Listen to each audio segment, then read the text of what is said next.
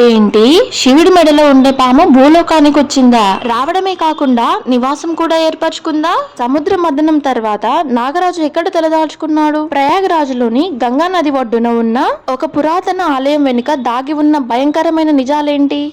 Welcome to the mystery of Nagavasuki temple.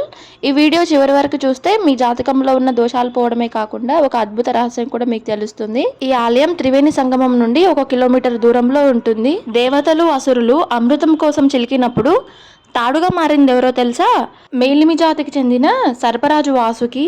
ఆ సమయంలో వాసుకి శరీరం విషాగ్ని వల్ల, ఘర్షణ వల్ల పూర్తిగా గాయపడింది.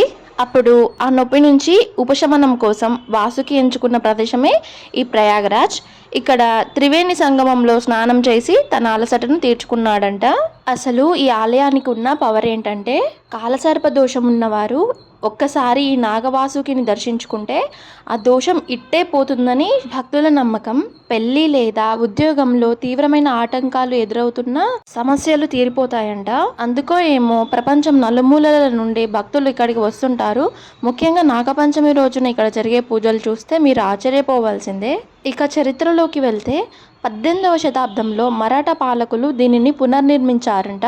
ఇక్కడ విగ్రహం సాదాసీదాగా ఉండదు. ఇప్పుడు మీరు చూస్తున్నారు కదా, నల్లటి శిల మీద 5 పడగలతో కుండలి శక్తిని గుర్తు చేస్తూ ఉంటుంది. తన గాయాలన్నీ తగ్గిన తర్వాత పూర్తిగా కోలుకొని పాతాళ లోకానికి వెళ్ళిపోయింది.